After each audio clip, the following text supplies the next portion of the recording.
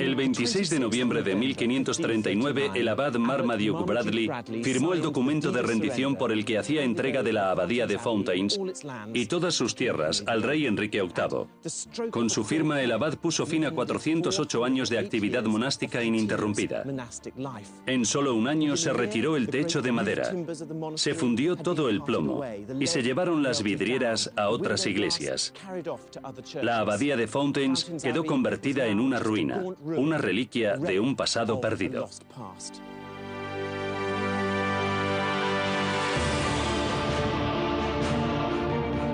Antes de la disolución, Gran Bretaña era una tierra dividida. 2/3 de la isla estaban bajo el control de castillos que pertenecían al rey y a la nobleza. El otro tercio estaba dominado por los monasterios. Esta es la historia de un mundo perdido, la Gran Bretaña medieval.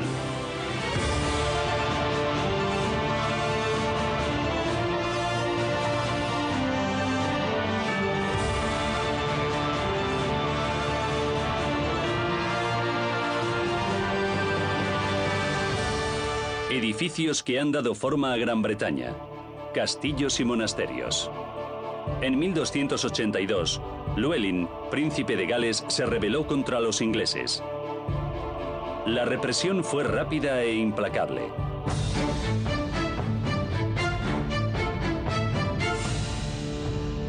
De lo que aquí ocurrió surgió la Gran Bretaña que conocemos hoy en día. El rey Eduardo I se veía a sí mismo como el rey Arturo, rey de Gran Bretaña, y no solo rey de Inglaterra. Eduardo se pasó su reinado intentando convertir este sueño en una realidad. Empezó por aquí, por Gales, aplastando la rebelión liderada por el príncipe Llewellyn ap Griffith.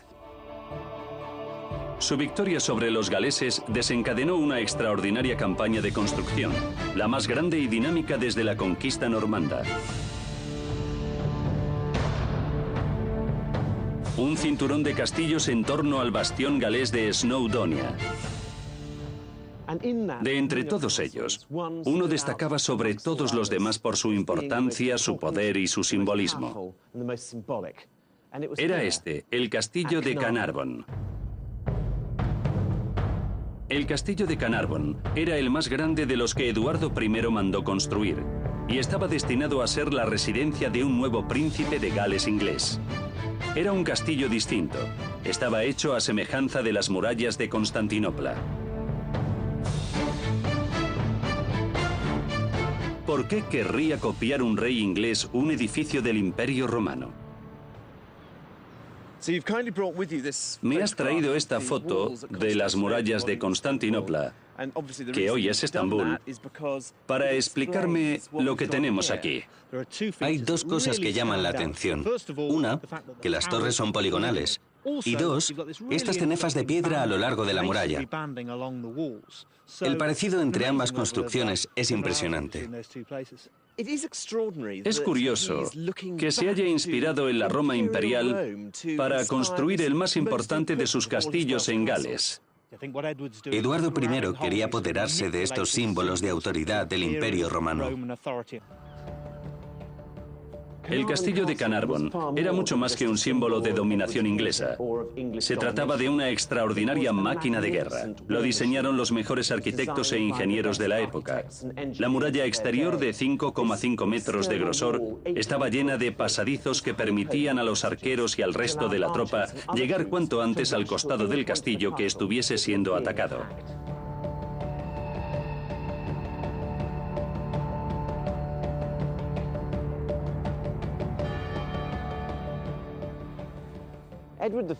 Eduardo I quería construir algo más que un castillo. Carnarvon iba a ser la capital política, administrativa y judicial de la zona. Y también quería darle un marcado carácter comercial una vez se establecieran allí los mercaderes ingleses. Su intención era crear un enclave político, social y militar inglés en el corazón de Gales. Eduardo I construyó 4 castillos más a un día de marcha de distancia para tener a la resistencia galesa controlada. Estaban todos a la vanguardia militar internacional. En el castillo de Harlech, el enemigo tenía que atravesar 3 portales enrejados para penetrar en la fortaleza, mientras los soldados arrojaban agua hirviendo sobre sus cabezas.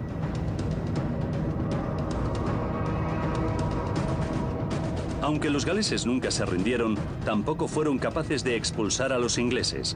Los castillos que había construido Eduardo I cumplieron su cometido. Durante un breve periodo en torno al año 1300, Eduardo I fue el rey de Gran Bretaña. En gran medida había resuelto el problema de las relaciones entre Gales e Inglaterra, pero con Escocia el problema era más complejo. Durante 300 años la frontera escocesa fue una zona de constantes conflictos. De estos conflictos surgió un nuevo tipo de castillo. No eran las colosales fortalezas del Estado, sino las casas fortificadas de los señores de la frontera. Stephen Parisian está en el distrito de Los Lagos para investigar qué miedos provocaron la construcción de la muralla de 1,80 metros de espesor del castillo de Dacre. Puede que ahora parezca un bucólico paisaje, pero en el siglo XIV esta zona de Cambria era como la frontera afgana. Las revueltas eran constantes y era imposible predecir por dónde vendría la siguiente amenaza. En respuesta a esa inseguridad, apareció un tipo de construcción muy particular que el castillo de Dacre ejemplifica a la perfección. John, el final del siglo XIV fue una época muy turbulenta. ¿Qué lugar ocupaba este castillo en todo eso? Era una situación parecida a la de Kosovo y Bosnia. Había escaramuzas constantes entre varias familias poderosas de ingleses y escoceses. En aquella época el castillo estaba rodeado por una empalizada de madera como un fuerte del oeste. Para los escoceses el norte de Inglaterra era como un banco. Le sacaban dinero a los ingleses de aquí para continuar la guerra contra los ingleses del sur. O sea que, hablando claro, los escoceses extorsionaban a los ingleses. Así es. Lord Dacre tenía unos cuantos arrendatarios que le pagaban por el uso de las tierras. Esos mismos arrendatarios pagaban a los escoceses para que los dejasen tranquilos. Estaba muy bien organizado. Pero si no te dejabas extorsionar, ¿qué podría llegar a pasar? Nada bueno. Te podías quedar sin ganado. Te podían quemar la cosecha o incluso la casa. Y si la situación se prolongaba, te podían cortar el cuello.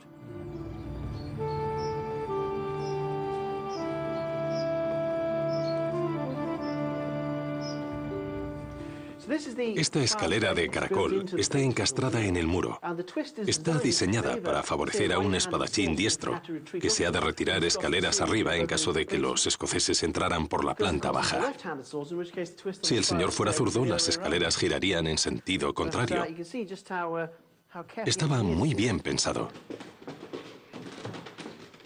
Estamos en la primera planta. Y fíjate qué muros. Deben de tener 1,80 m de espesor. Sí, por lo menos. Y es que esto no solo era una casa, era una fortaleza. Las paredes estaban hechas para resistir un eventual ataque de los escoceses, que podría producirse en cualquier momento. Y lo más curioso es que cuando Jacobo VI de Escocia se convirtió en Jacobo I de Inglaterra en 1603, las revueltas cesaron en su práctica totalidad, así que estas fortificaciones perdieron su sentido. Los señores siguieron viviendo en estos castillos bastante tiempo tras la unión de las coronas. La situación podía cambiar de repente, así que era una forma de cubrirse las espaldas. Unas paredes así eran un buen seguro. La franja de los castillos acaparaba la mayoría de los conflictos, por lo que el resto de Inglaterra y Escocia disfrutaban de una paz relativa. Un monasterio en particular supo aprovechar esta estabilidad. Sus propiedades se extendían de costa a costa en el norte de Inglaterra.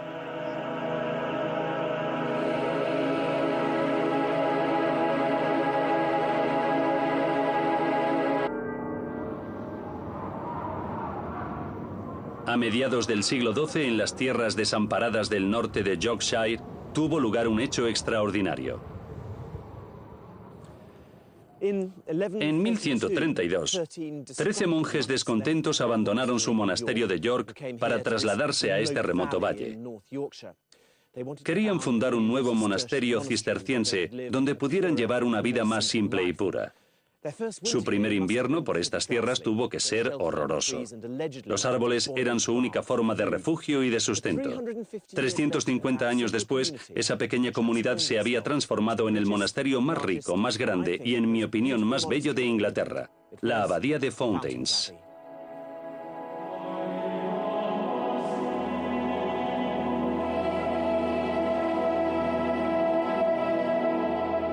Para apreciar el aislamiento de este monasterio, lo mejor es verlo desde el aire.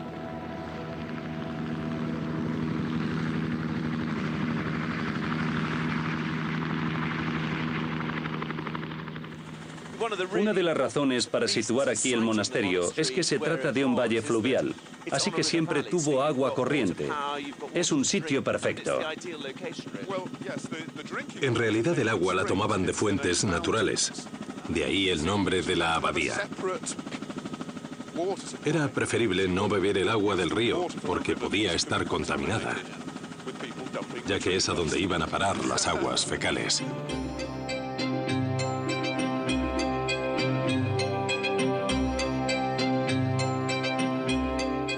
Antes de que se instalara aquí la abadía, este era un valle virgen.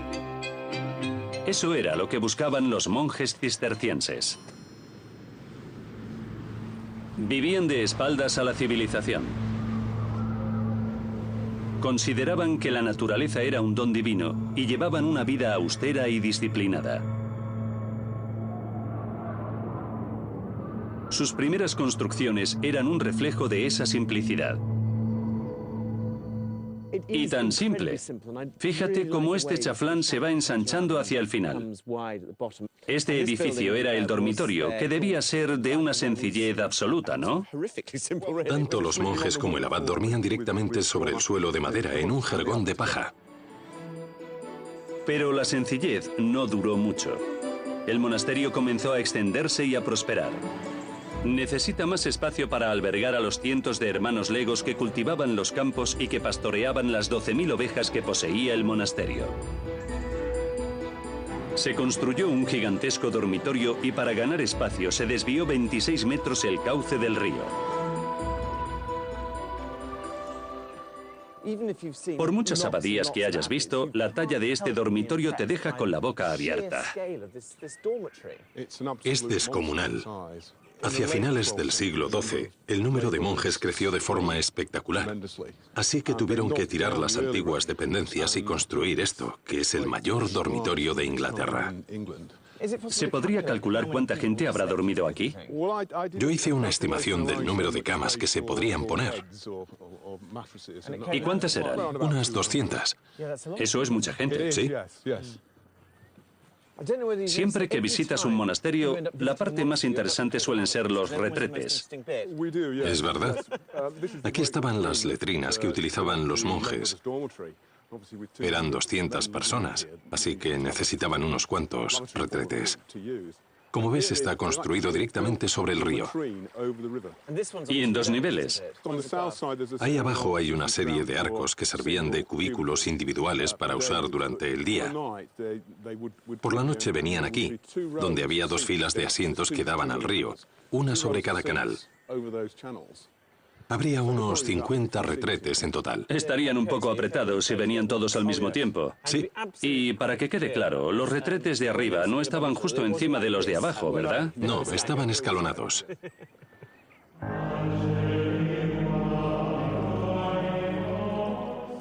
La sencillez y la dedicación de los monjes que aquí vivían los hicieron merecedores de multitud de donaciones.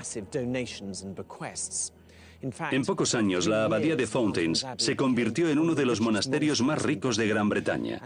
Y esa riqueza dio lugar a la construcción de un gran monasterio, como aquel del que habían huido los primeros monjes en venir aquí en el siglo XII.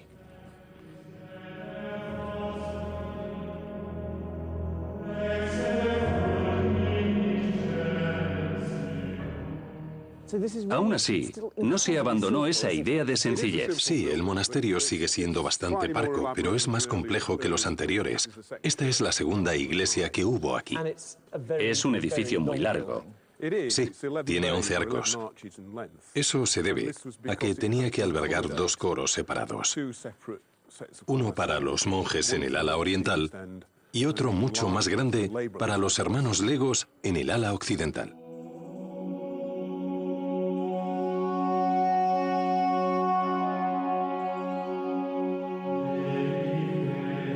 En el siglo XV, el ventanal oriental de la iglesia fue sustituido por otro mucho más moderno y extravagante.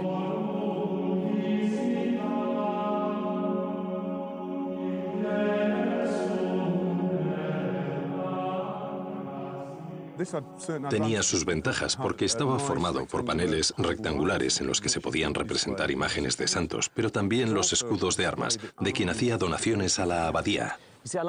O sea que este monasterio ganó en complejidad y belleza a medida que ganaba dinero.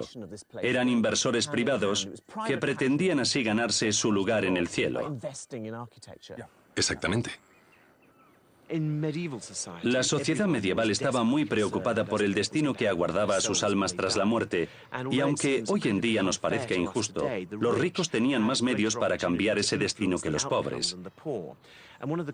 Una de las formas más comunes para asegurarse el cielo era donar tierras y dinero a los monasterios. La riqueza de la abadía no provenía solamente del bolsillo de los ricos. Los monasterios se convirtieron en importantes centros de negocios con entidad propia. Pero ¿cómo funcionaba exactamente el lado mercantil de estas organizaciones espirituales? Ed McCann está en Wiltshire para investigar cómo hacían los monasterios para explotar sus vastas propiedades. El 23 de marzo de 1539, durante la disolución de los monasterios, Elizabeth Sush, la abadesa de Shaftesbury, firmó el traspaso de sus propiedades a manos de Enrique VIII. Todo lo que veis, más allá del horizonte, acabó en las arcas del monarca.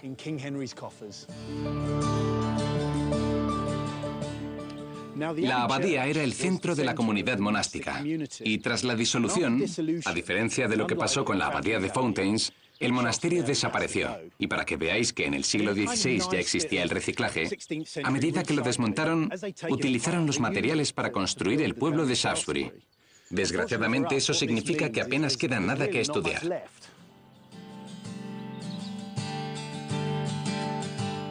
Aunque de la abadía solo quedaron unos pedruscos amontonados, en Bradford-on-Avon, a 45 kilómetros de Shaftesbury, encontramos un edificio que perteneció a la abadía en perfecto estado de conservación. El granero de una abadía dice mucho de su importancia, y para la época, este de aquí era gigantesco.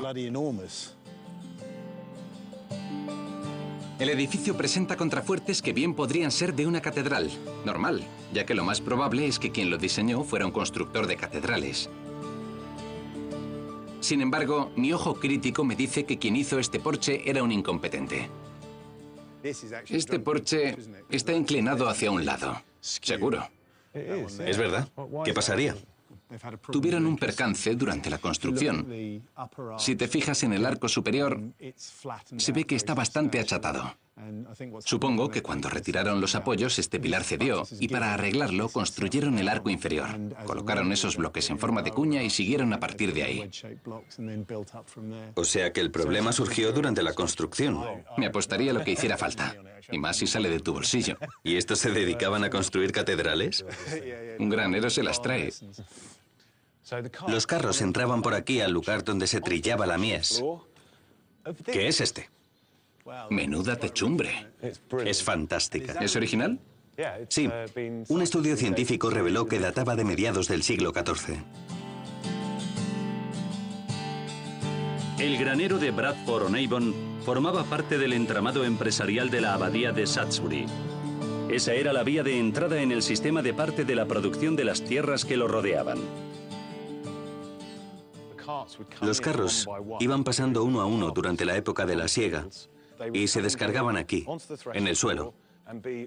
Estamos hablando del cereal entero, que se almacenaba en esa zona de ahí. Al terminar la siega, comienza la distribución. Si en la abadía de Shaftesbury necesitaban 500 celemines de trigo o lo que fuese, Cogían el cereal almacenado, lo trillaban aquí mismo. ¿Lo majaban aquí? Sí, aquí se separaba el grano de la paja, lo ponían en sacos, los cargaban en carros y mandaban una partida para la abadía. Parece una empresa de empaquetado y distribución. Eso es lo que era. Para entender la dimensión de este granero, hay que verlo en relación a lo que lo rodea. Esta es solo una pieza del conjunto de instalaciones que formaban la granja. Ese es el arco de entrada de otro granero que debía estar ahí, y aquello debían ser los establos para el ganado. A este lado tenemos el caserío, que es la oficina principal de esta sucursal, como decías tú antes. Allí tenían su despacho, el administrador, el alguacil, el recaudador, los pastores y toda la gente que hacía que esta granja funcionase. Y también tenían acceso a la ciudad de Bradford y al mercado. La abadesa tenía los derechos de la venta del cereal, así que además de ser un centro de almacenaje y distribución, también se dedicaban al comercio. Un negocio redondo. Y tanto. Siempre que pensaba cómo sería la vida en las zonas rurales de la Gran Bretaña medieval, me imaginaba una viejecita hilando con una rueca. Al ver una cosa así, te das cuenta de que para mucha gente no era así. Esto es toda una estructura empresarial en toda regla. Solo en Shaftesbury hay una docena de graneros como este, y calculo que en todo el país podría haber 800 veces más. Es impresionante que cientos de años antes de la Revolución Industrial tengamos este tipo de construcciones industriales, con procesos industriales, cuyo funcionamiento se parece mucho al de una empresa de hoy en día. Sería equivocado pensar que los monasterios eran construcciones aisladas en medio de la nada. Puede que, en principio, esa fuera la idea, pero siempre dependieron de la gran cantidad de tierras que poseían y, con el tiempo, se convirtieron en poderosos centros económicos. En torno a 1520, Enrique VIII empezó a mirar con recelo esta enorme riqueza. La disolución de los monasterios estaba al caer. En febrero de 1535, unos representantes de la corte abrieron una investigación contra la congregación de la abadía de Fountains. Encontraron varios casos de conducta inmoral. Se inventaron graves acusaciones contra ellos: sodomía, abuso de menores y gula.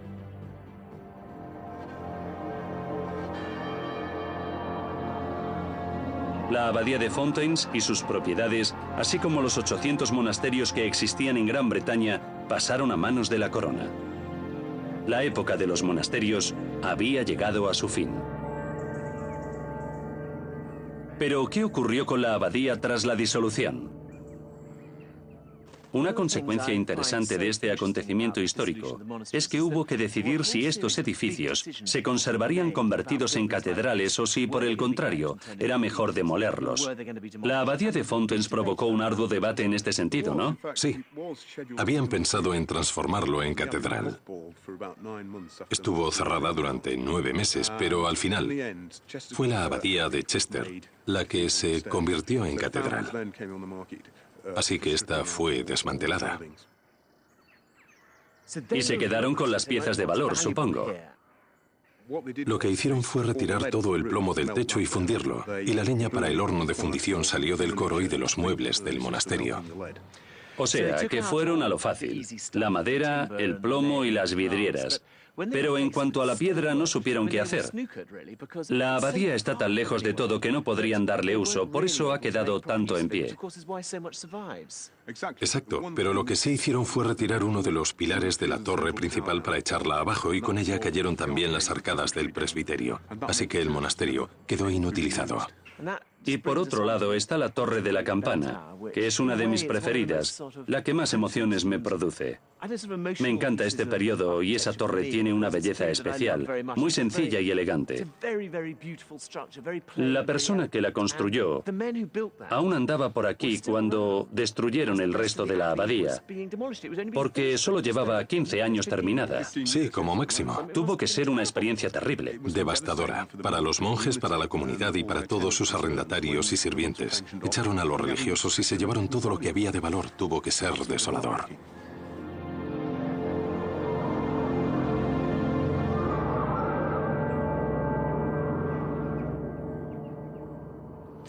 La disolución de los monasterios fue una catástrofe cultural, artística y arquitectónica. Visitar la abadía de Fountains da ganas de llorar. Lo tiraron todo: manuscritos ilustrados, frescos, arcadas, pináculos, vidrieras. Personalmente, creo que esta fue una medida que empobreció al país. Pero ¿destruyó también la disolución el legado de lugares como la abadía de Fountains? Pues casi, pero no del todo.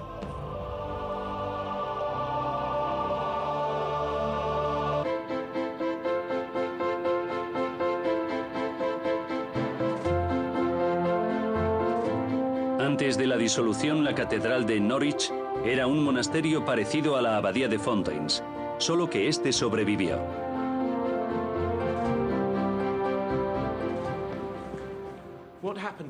Lo que ocurrió aquí el 2 de mayo de 1538 no tuvo nada que ver con el cataclismo que afectó a la abadía de Fountains.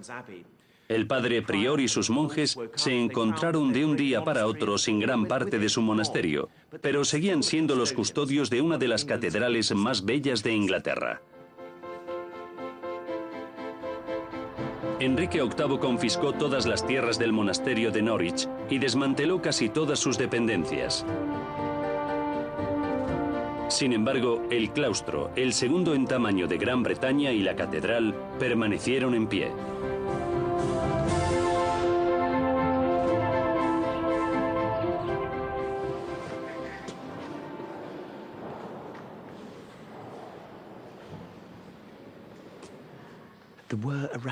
Al comienzo del reinado de Enrique VIII, había unos 800 monasterios.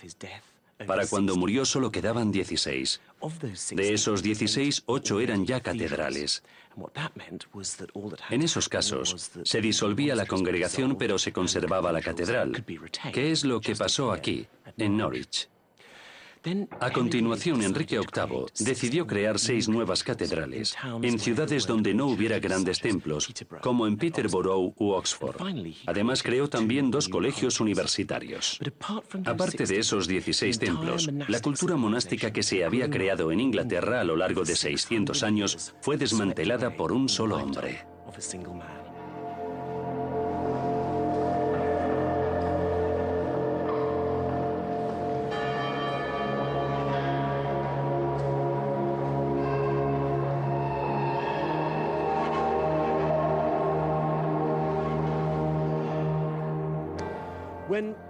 Cuando Enrique VIII acabó con el priorato benedictino de Norwich, quedó bastante deteriorado. Sin embargo, a diferencia de muchos otros monasterios, sobrevivió a la Reforma. Pero, ¿qué pasó con el acervo cultural que poseía? Algunas de sus obras se conservaron en una capilla junto a la fachada oeste de la catedral.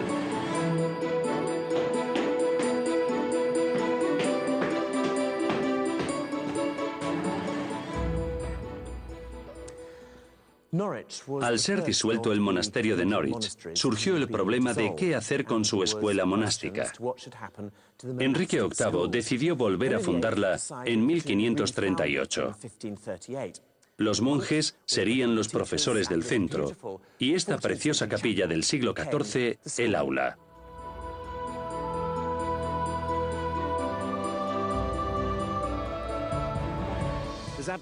No me cabe ninguna duda de que la disolución de los monasterios y la llegada del protestantismo fueron 2 sucesos clave que cambiaron el curso de nuestra historia.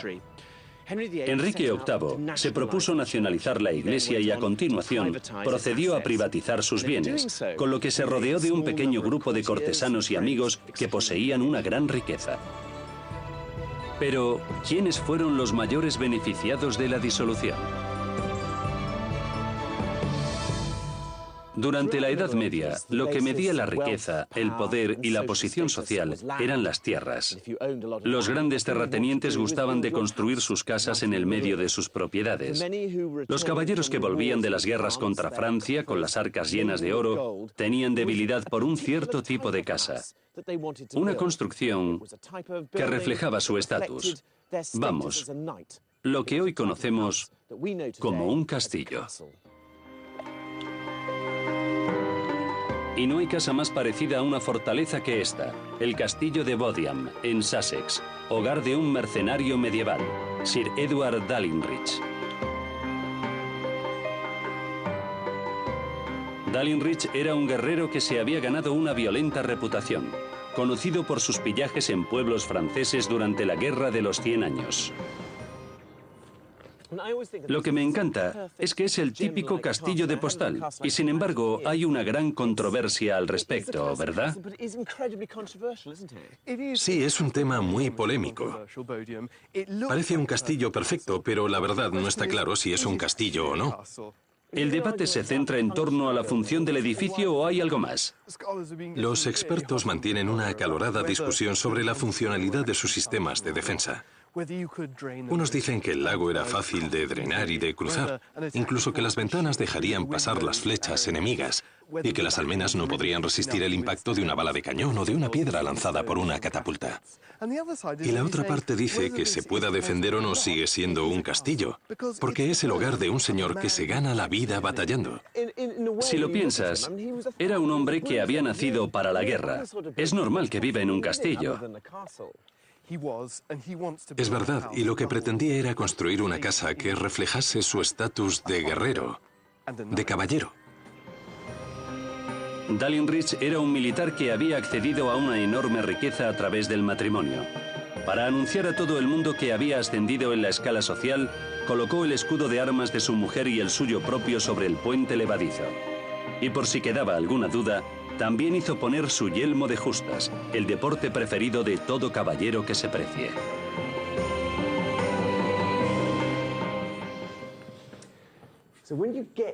Al entrar en el castillo, da la impresión de estar en el jardín de una vivienda. Sí, el espacio está muy bien aprovechado. A este lado estaba la capilla y a continuación los aposentos de Dalinrich, una construcción de 2 pisos con chimeneas en las estancias principales. Dalinrich empleó elementos tradicionalmente defensivos como meros motivos decorativos. Por extraño que parezca, hasta puso almenas en las chimeneas. En mi opinión, la clave para comprender el carácter del castillo de Bodiam está en el paisaje que lo rodea. No se construyó en una buena posición defensiva, ya que está rodeado de colinas de poca altura.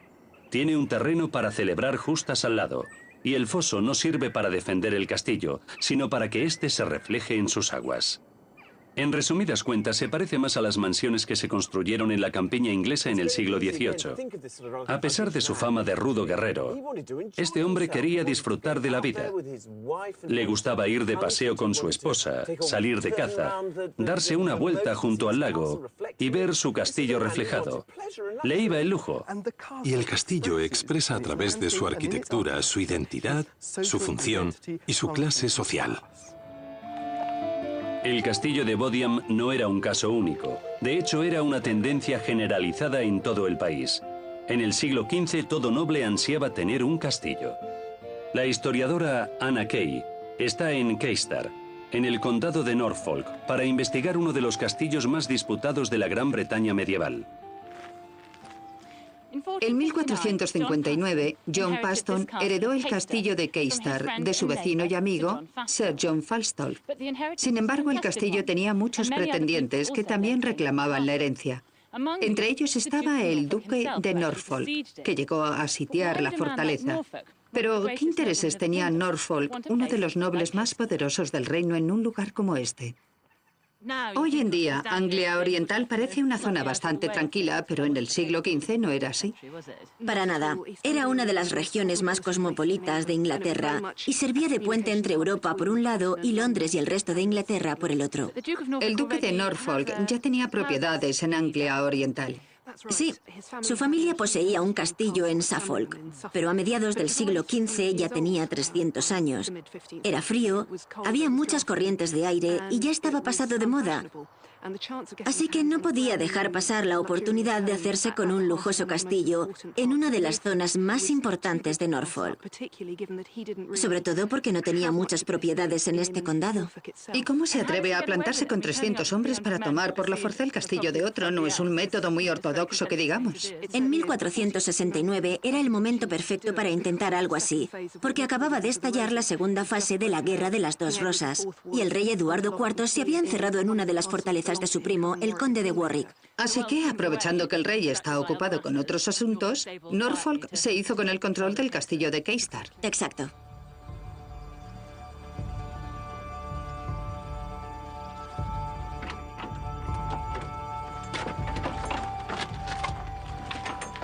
Madre mía. Supongo que aquí había una habitación en cada planta. Sí, cada una con su propia chimenea.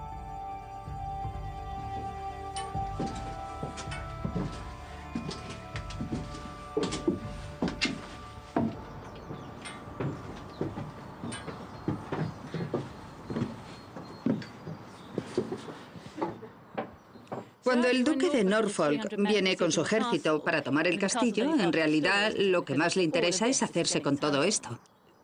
Estas tierras representaban una enorme riqueza. No solo suponían una fuente de ingresos, sino que le daban una posición social y poder político, porque el señor controlaba a la gente que vivía en sus propiedades. Al final es la historia de siempre. Lo importante no era tanto el dinero que uno pudiera tener, sino saber invertirlo en terrenos y propiedades inmobiliarias. Sí, había una competencia salvaje por las propiedades, y un castillo como este podía desencadenar encarnizadas luchas. Al visitar el castillo de Keistar, podría parecer que los límites de la fortaleza terminan aquí, en el foso. Sin embargo, analizándolo más detenidamente, nos daríamos cuenta de que el castillo no representa más que un puntito en el vasto conjunto de propiedades que controlaban. A gente como Fastolf, Paston o Norfolk no le interesaba tanto el castillo en sí, porque el verdadero poder lo daban las tierras. Los señores feudales tenían poder absoluto sobre los campesinos que trabajaban en sus propiedades. Un poder del que a veces abusaban. Stephen Parisian se encuentra en Warren Percy, en el condado de Yorkshire. Hace 750 años, Warren Percy era un ajetreado pueblo medieval. Detrás de mí estaba la iglesia parroquial. Allí se encontraba el horno del pan, justo al lado del molino. Y en esa ladera de ahí arriba vivían unas 450 personas. Sin embargo, a principios del siglo XVI ya no quedaba ni un alma. ¿Qué habría ocurrido?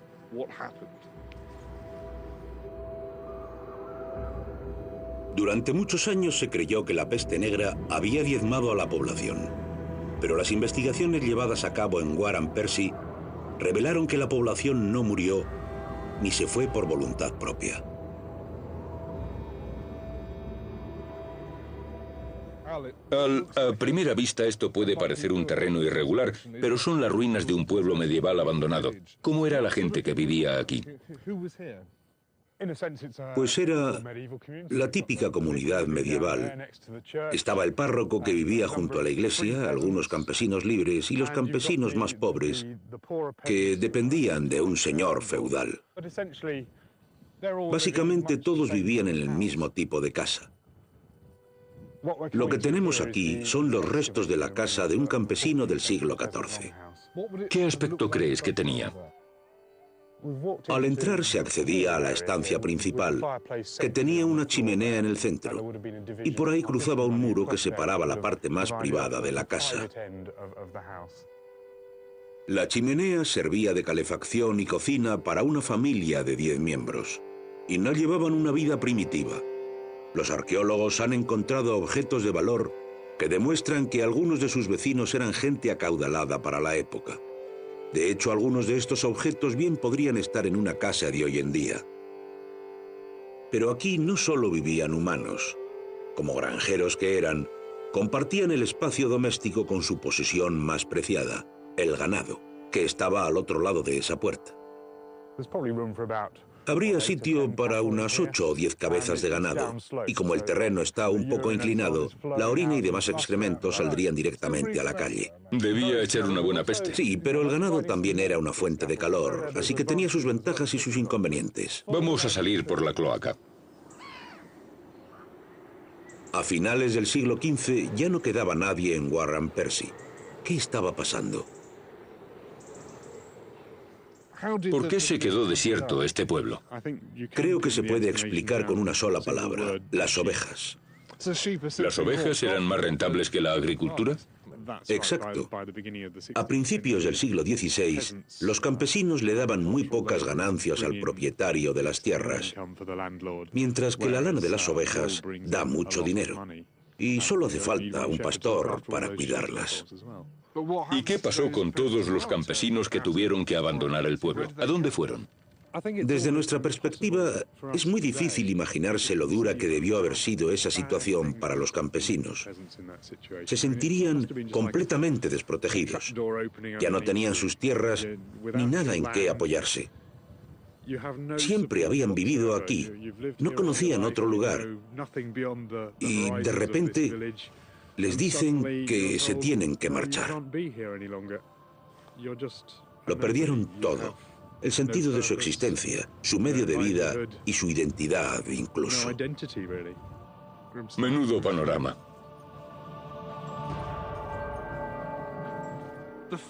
El destino de Warren Percy, borrada del mapa en apenas unas décadas por una cuestión puramente económica, demuestra el poder que tenían los nobles sobre sus tierras y la gente que trabajaba en ellas. Para los señores era una cuestión de números. Para los campesinos, sin embargo, se trataba de una cuestión de vida o muerte. La demolición de lugares como Warren Percy generó tal riqueza que en los últimos años de la Edad Media se construyeron innumerables castillos nunca vistos hasta entonces.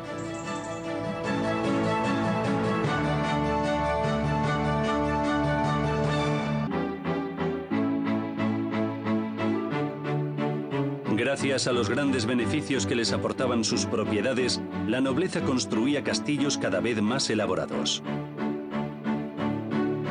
El castillo de Herstmonceux, en el condado de Sussex, fue construido por la familia Fiennes, empleando un material bonito pero frágil, el ladrillo, poco recomendable para un edificio de defensa.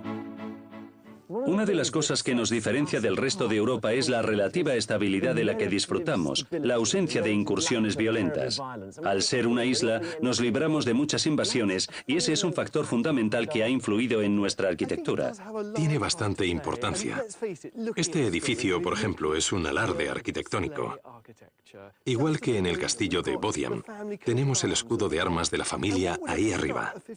Además, lo más sorprendente para alguien del siglo XV era el material empleado, ladrillo.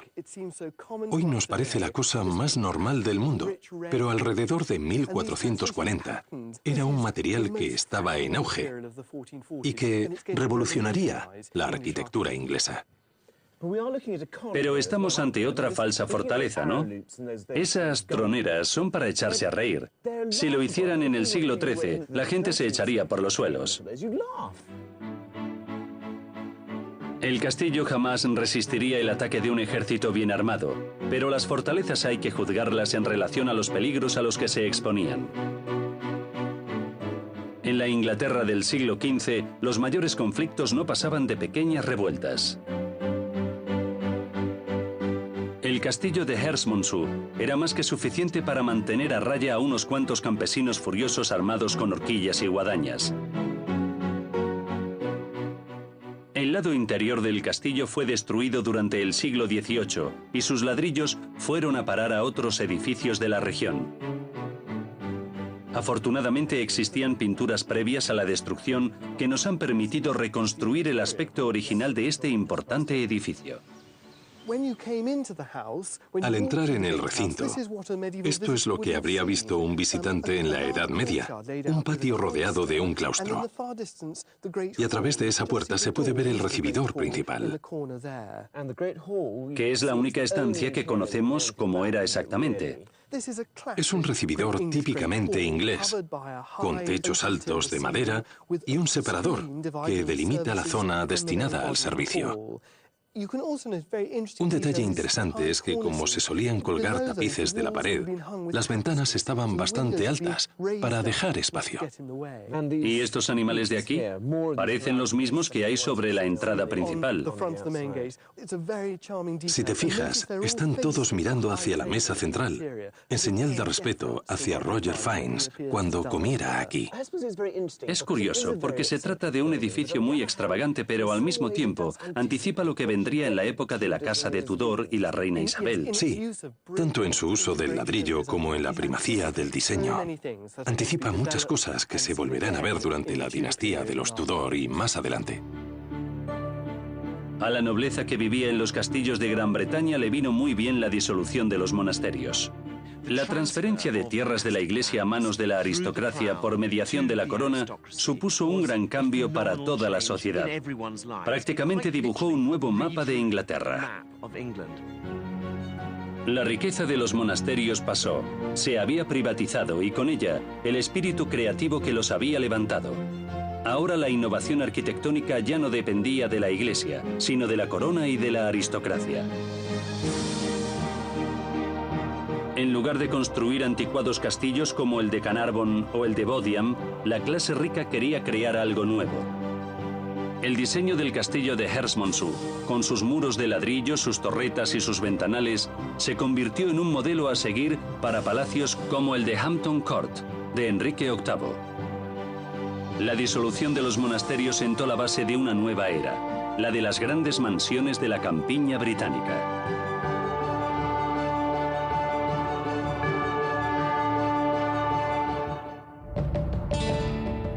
En el próximo capítulo visitaré algunas de nuestras más bellas casas de campo, edificios que, en mi opinión, han supuesto una contribución única a la civilización europea.